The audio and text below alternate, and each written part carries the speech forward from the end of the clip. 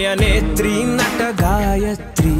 మనసారా నిన్ను కీర్తించి పులకించినది ఈ జనధాత్రి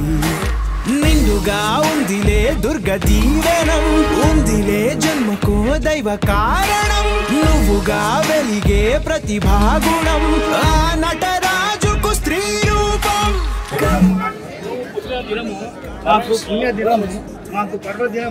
పండుగ దినము